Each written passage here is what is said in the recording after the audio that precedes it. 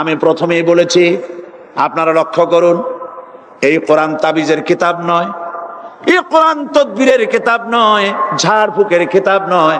কোরআন হলো পৃথিবীর মানুষের জন্য কোড অফ লাইফ, পূর্ণাঙ্গ জীবন বিধান।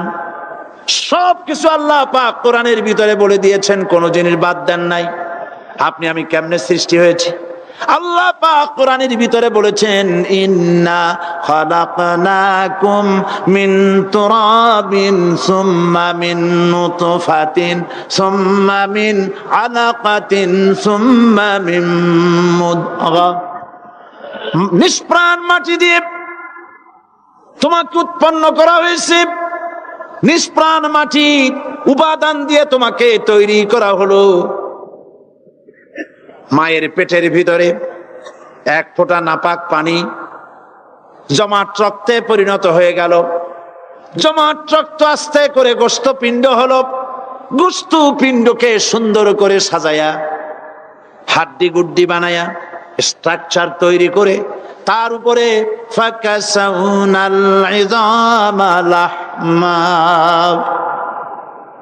চামড়া দিয়ে গোস্ত দিয়া সাজায়া সুন্দর করে বানালাম। আল্লাহর পরিচয় শুনুন, আল্লাহ আমার কেমন আল্লাহ। মায়ের পেটের ভিতরে সন্তান বানায়া, এরপরে যখন রূহ দেওয়া হয়েছে, ক্ষুধা লেগেছে, খাবারের প্রয়োজন হয়েছে, আল্লাহ রাব্বুল আলামিন ওই কচি বান্দা মায়ের পেটে বসে কি খাবে, সেজন্য তার মা চিন্তা করে নাই, বাবা চিন্তা করে নাই, সরকার চিন্তা করে নাই। আল্লাহ রাব্বুল আলামিন মায়ের মাসিক অসুখকে বন্ধ করে দিয়ে সন্তানের নাভির সাথে আর মায়ের নাভির সাথে তার লাগায়া, পাইপ লাগায়া মায়ের মাসিক অসুখের রক্তগুলি দিয়ে সন্তানকে বড় বানালেন। মুখ দিয়া এই রক্ত পান করালেন না, মুখটাকে পবিত্র রেখে দিলেন, যাতে করে পৃথিবীতে আসার পর ওই মুখ দিয়া আল্লাহ রাব্বুল আলামিনের জিকির করতে পারো। সন্তান মায়ের ভিতরে, পেটের ভিতরে বড় হলো। আল্লাহ রাব্বুল আলামিন বলেন, মাস দিন যখন পুরা হয়ে গেল, সুম্মা নুখরিজুকুম তিফলা, বাচ্চার আকারে পৃথিবীতে নিয়ে আসলাম। এখন খাবা কি? পৃথিবীতে যখন বাচ্চা এলো, তখন তার পেটের সাথে যে সংযোগ ছিল মায়ের নাভির সাথে আর সন্তানের নাভির সাথে, সেই সংযোগ তার আর কি থাকলো? কি করা হলো? কেটে দেওয়া হলো। লক্ষ্য করুন, খাবারের জন্য একটি মাত্র পাইপ আল্লাহ লাগাইছিলেন, পৃথিবীতে সন্তান আসার সঙ্গে সঙ্গে পাইপটা কেটে দেওয়া হলো। এবার কি খাবে? আল্লাহ রাব্বুল আলামিন মায়ের বুক থেকে সন্তানের জন্য এবার সিঙ্গেল সিগন্যাল, তার জন্য সিঙ্গেল কোন লাইন যেটা ছিল কেটে দিয়া, মায়ের বুক থেকে সন্তানের জন্য ডাবল লাইন আল্লাহ চালু করে দিলেন। এমন দুধ বানায় দিলেন যা শুধু খাবার নয়, শুধু ফুড ভ্যালু নয়। এই দুধের ভিতরে ক্যালসিয়াম, এর মধ্যে ভিটামিন, এর মধ্যে আয়রন, এর মধ্যে মেডিসিন। দুনিয়ার এই সন্তান ছিল ফি কারারিম মাকিন, সুরক্ষিত জায়গার ভিতরে ছিল। কোন পলিউশন সেখানে যেতে পারতো না, রোগের জার্ম সেখানে যেতে পারতো না। দুনিয়ায় এলো দূষিত আবহাওয়ার ভিতরে। এই সন্তানকে এখনই অ্যান্টিবায়োটিক খাওয়ালে পরে অসুবিধা হবে। আল্লাহ রাব্বুল আলামিন মায়ের দুধের ভিতরে ঔষধ দিয়া রোগের প্রতিষেধক বানায়া দিলেন। এ হলো আমার আল্লাহ। এ আমার কে? আল্লাহ। জোরে বলেন আল্লাহ। আল্লাহ, আল্লাহ রাব্বুল আলামিন মায়ের দুধ দিয়ে সন্তানকে বড় করলেন আর শোনায় দিলেন, খবরদার এই মায়ের সাথে, এই বাপের সাথে নাফরমানি করবি না। মা বাপের জন্য আমার কাছে দোয়া করবে, রব্বির হামহুমা কামা রাব্বায়ানি সাগীরা। সবাই পড়েন আমার সাথে, রব্বির হামহুমা কামা রাব্বায়ানি সাগীরা। আল্লাহ আল্লাহ পাক শিখাই দিলেন বান্দারে আমার কাছে দোয়া করায় আল্লাহ আমার মা বাপ আমাকে ছোটবেলায় যেভাবে স্নেহের কোলে লালন পালন করেছে এইভাবে আমার মা বাপকে তোমার রহমতের কোলে লালন পালন করো। মনে থাকবে ভাইরা? বলেন মনে থাকবে? প্রত্যেক নামাজের পরে মা বাবার জন্য দোয়া করবেন, বেঁচে থাকুক আর মরে যাক দোয়া করবেনই, মনে থাকবে? রব্বির হামহুমা কামা রব্বায়ানি সগীরা। আবার পড়েন রব্বির হামহুমা কামা রব্বায়ানি সগীরা। আল্লাহ পাক মায়ের মর্যাদা এত বাড়াইছেন, সাহাবী প্রশ্ন করেছে ইয়া রাসূলুল্লাহ খেদমত করব কার? হুজুর বলেন তোমার মায়ের, তারপরে কার? তোমার মায়ের, তারপরে কার? তোমার মায়ের, তারপরে কার? তোমার পিতার। বাপের চাইতে মায়ের মর্যাদা আল্লাহ 3 গুণ বাড়াইয়া দিলেন, 3 গুণ বৃদ্ধি করে দিলেন।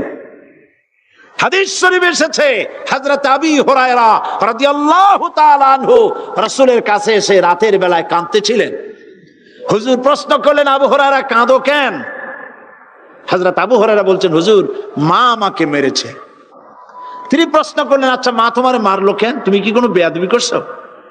তিনি বললেন না। তবে মারলো কেন? হযরত আবু হুরায়রা বলেন ইয়া রাসূলুল্লাহ আপনার খেদমত থেকে বাড়ি ফিরতে আমার দেরি হয়ে গিয়েছিল। গভীর রাত্রে যখন বাড়ি গেছি মা আমাকে প্রশ্ন করলেন বাবা দেরি হলো কেন, কোথায় ছিলি? তাম পৃথিবীর মানুষ যেই কদম মোবারক চুমু দিতে পারলে ধন্য হয়ে যায় সেই আখিরি জামানার পয়গম্বর নবী মুহাম্মদ রাসূলুল্লাহ সাল্লাল্লাহু আলাইহি সাল্লামের দরবার থেকে আসতে আমার দেরি হয়ে গেছে। ইয়া রাসূলুল্লাহ আমার মা আপনার নাম শুনে তার গা জ্বলে উঠলো, তিনি কাফের মুশরিকা। আপনার নাম শুনে অগ্নি শর্মা হয়ে আমাকে ধরে পিটানো আরম্ভ করলেন আর বললেন আবু হুরায়রা হয় মুহাম্মদ সাল্লাল্লাহু আলাইহি সাল্লামের বাড়ি ছাড়বি নইলে আমার বাড়ি ছাড়বি, কি করবি বল?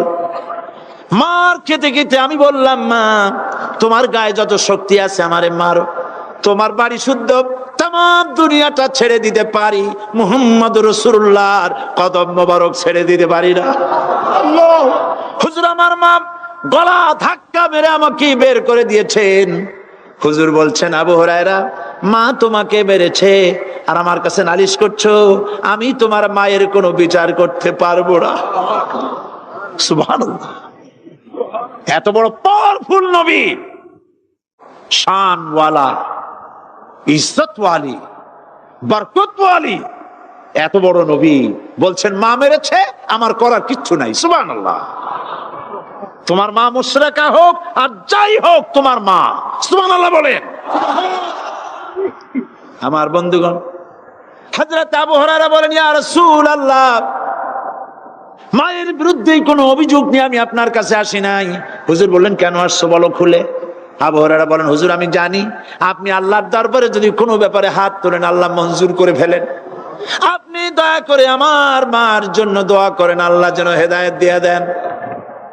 আমার নবীজি দুখানে হাত উত্তোলন করলেন, বললেন আল্লাহুম্মা ইহদি উম্মা আবি হুরায়রা, আয় আল্লাহ আমি দোয়া করতেছি আবু হুরায়রার মাকে হেদায়েত নসিব করো। হুজুর হাত তুলে মোনাজাত করছেন, আবু হুরায়রা দৌড় দিলেন বাড়ির দিকে। কয়েকজন সাহাবী হযরত আবু হুরায়রার জামা টেনে ধরেছে, এই ভদ্রলোক দৌড়ায় কেন? এত শান্ত মানুষ, কখনো গরম হয়ে কারো সঙ্গে কথা বলে না, এই মানুষটা দৌড়ায় কেন? কোনো বিপদ হইল নাকি? জামা টেনে ধরে বলে আবু হুরায়রা দৌড়াও কেন? হযরত আবু হুরায়রা বলেন জামা ছেড়ে দাও, কোনো বিপদ আমার হয় নাই, আমি দৌড়াইয়া বাড়ি যাই দেখতে চাই। আমি দৌড়াইয়া আগে বাড়ি যেতে পারলাম না, আমার নবীর দোয়া আগে আমার বাড়ি চলে গেছে, আমি এটা দেখতে চাই। হযরত আবু হুরায়রা দৌড়াতে দৌড়াতে বাড়ি চলে গেছেন। দরজায় নক করলেন, ভেতর থেকে আওয়াজ এলো কে? তিনি বললেন আমি আবু হুরায়রা, মা দরজা খুলে দাও, আমি তোমার সন্তান। মা বললেন বাবা অপেক্ষা করো, দরজা খুলতেছে। হযরত আবু হুরায়রা বলেন মায়ের গলার আওয়াজের ভেতরে কুফরি কর্কশতা পেলাম না, মায়ের গলার আওয়াজের ভেতরে তাওহীদের নরমিয়াত পেলাম। আমার কাছে মনে হলো আমি আবু হুরায়রা বাড়ি আসার আগে নবীজির দোয়া আল্লাহর আরশে পৌঁছে গেছে। আবু হুরায়রা বলছেন, মা আমার কিছুক্ষণ পরে ঘরের থেকে বেরিয়ে এসেছেন, আমি দেখলাম মায়ের শরীর ভিজা, মাথার চুল দিয়া পানি টপকাচ্ছে। মা আমার বললেন, বাবারে তোমাকে মারার পর আমি নিদারুণ অনুশোচনায় পড়েছিলাম, মনে মনে ভাবলাম, আহারে আমার সন্তান আমি কেন মারলাম? সে তো কোনো খারাপ কাজ করে নাই, কোনো খারাপ জায়গায় যায় নাই, এত ভালো মানুষ যার সম্পর্কে লোকেরা খামোখাই মিথ্যা কথা বলে, এই ভালো মানুষটার কাছে গেছে, সেজন্য আমি মারলাম কেন? বাবা গো, আমি আমার ভুল বুঝতে পেরেছি, জীবনের ভুলও ধরা পড়েছে, আমাকে জলদি করে নিয়ে চলো বিশ্ব নবীর দরবারে। হযরত আবু হুরায়রার মা রাসূলুল্লাহর খেদমতে এসে ঘোষণা করলেন, আশহাদু আল্লা ইলাহা ইল্লাল্লাহু ওয়াহদাহু লা শারীকা লাহু ওয়া আশহাদু আন্না মুহাম্মাদান আবদুহু ওয়া রাসূলুহু। আমার ভাইয়েরা, আল্লাহ রাব্বুল আলামিন মানুষ সৃষ্টি করে পৃথিবীতে পাঠায় দিলেন, খাবারের ইন্তজাম করলেন, এগুলি সব আল্লাহর পরিচয়। আল্লাহরে চেনার জন্য বড় বড় কিতাব ঘাটা লাগে না, কিসমতে যদি থাকে দুই একটা দৃষ্টান্ত যথেষ্ট হয়ে যায়। সুবহানাল্লাহ, সুবহানাল্লাহ, দুই একটা দৃষ্টান্ত যথেষ্ট। আল্লাহ পাক সমস্ত সৃষ্টি জগৎকে তৈরি করলেন, সৃষ্টি করলেন, আর তাদের খাদ্যের ব্যবস্থা করলেন। কে করেছেন খাদ্যের ব্যবস্থা? খাদ্য দেন আল্লাহ। আল্লাহ পাক কোরআন শরীফে বলেছেন, লা ইন শাকারতুম লাযীদান্নাকুম ওয়া লা ইন কাফারতুম ইন্না আযাবি লাশাদীদ। আমার নিয়ামতের শুকর যদি আদায় করো বাড়ায় দেব, আর যদি কৃতজ্ঞ হও শুকরিয়া আদায় না করো মস্ত বড় শাস্তি দেব। ফসল দেই আমি, আর শুকরিয়া আদায় করো তোমার বাজানের। ঠিক কিনা? শুকরিয়া আদায় করে কার? বাজানে। একটা লোকের, একটি মানুষের যেই প্রশংসা এই সরকার করলো, বিগত 4.5 বছর ধরে একটা মানুষের যত জিকির করলো, প্রশংসা করলো, ছবি টানাইলো, যদি এতটা জিকির এতটা স্মরণ আল্লাহ রাব্বুল আলামিনের করতো, ওদের জন্য আল্লাহর জান্নাতের দরজা খোলা হয়ে যেত। প্রশংসা করবে কার? আল্লাহ। চিল্লায় বলুন, আল্লাহ পাকের প্রশংসা করো। খেতে দেওয়ার মালিক তিনি। আল্লাহ পাক বলছেন, আল্লাহকে, তার পরিচয় আল্লাহ তুলে ধরেছেন, ওয়ামা মিন দাব্বাতিন ফিল আরদি ইল্লা আলাল্লাহি রিজকুহা। এই পৃথিবীর ভিতরে এমন কোন বিচরণশীল জীব নাই যার রিস্কের দায়িত্ব আমি আল্লাহ গ্রহণ করি নাই। সুবহানাল্লাহ বলবেন না? রিস্কের দায়িত্ব কার হাতে? আচ্ছা দেখুন তো, পৃথিবীর সমস্ত সরকারের কাছে বিভিন্ন মন্ত্রণালয় আছে না? খাদ্য মন্ত্রণালয় বলে কোনো মন্ত্রণালয় আছে কিনা? আছে। খালি কয় খামু আর খামু। খাদ্য মন্ত্রণালয় আছে, থাকার পরেও মানুষ না খাইয়া মরে। ঠিক কিনা? এবার একটু তাকান তো, জ্ঞানের চক্ষু দিয়া তাকান। ফরেস্ট এরিয়া, বাঘ আছে কিনা? নাই। সিংহ আছে কিনা? গন্ডার আছে কিনা? হাতি আছে কিনা? বিশাল বিশাল প্রাণী আছে কিনা? জঙ্গলে ছোট্ট প্রাণী থেকে, পোকা থেকে শুরু করে গন্ডার পর্যন্ত, টুনটুনি পাখি দিয়ে শুরু করে ঈগল পাখি পর্যন্ত, নদীর ভিতরে ছোট্ট চুনু পুঁটি থেকে শুরু করে তিমি মাছ পর্যন্ত। প্রাণী তত্ত্ববিদরা বলেছেন, সমুদ্রের ভিতরে এমন এমন বড় বড় তিমি আছে যে একটা তিমির ওজন 5000 টন পর্যন্ত হয়ে যায়। 5000 টন তিমিটার ওজন। এর যখন বাচ্চা হয়, তখন বাচ্চার দৈনিক দুধ লাগে 50 থেকে 60 মণ পর্যন্ত। কে ব্যবস্থা করে? রুহানমান ফেরেশতা তো, ওর মা যেমন বাচ্চাও তো সেরকম হবে, ঠিক কিনা? কে দেয় খাবার? এবার দেখেন তো, আপনার দেশের এই জঙ্গলে কত হাতি আছে, হাতিরা মিছিল করে আসছে যে আল্লাহ আমাদের এখন আর খাইতে যাইতে দিতে পারে না, বাংলাদেশের গভর্নমেন্ট কিছু দাও, আসছে না? খাইয়া ক্ষুধার জ্বালায় হাতি মরেছে, বাঘ মরেছে, সিংহ মরেছে, এর কোন দৃষ্টান্ত আছে? ক্ষুধার জ্বালায় আকাশের উড়ন্ত পাখিরা ছটফট করে মারা গেছে, দৃষ্টান্ত আছে? নদীর মাছেরা ক্ষুধার জ্বালায় ভেসে উঠেছে, না খাইয়া মরে গেছে, দৃষ্টান্ত আছে? মহান আল্লাহ রাব্বুল আলামিন কোরআন শরীফের ভিতরে বলেছেন, অনেক প্রাণী এমন আছে যারা তাদের খাদ্যকে সঞ্চয় করে না, খাদ্যকে জমা করে না, আহরণ করে না। সকাল বেলায় একটা খাবার খেলো, দুপুরে কি খাবে তার জানা নাই। শকুন পৃথিবীর মাটি থেকে 3 মাইল উপরে ওড়ে, তার চোখকে আল্লাহ পাক এত তীক্ষ্ণ বানিয়ে দিয়েছেন, এই চট্টগ্রামের কোথায় মরা গরু আছে 3 মাইল উপর দিয়ে দেখতে পায়? সুবহানাল্লাহ করতে ইচ্ছে করে না। এই প্রাণীগুলি খাবারগুলি কোন গভর্নমেন্ট জোগাড় করে রাখে নাই, আল্লাহ পাক বলেন সবার খাবার আমি দেই।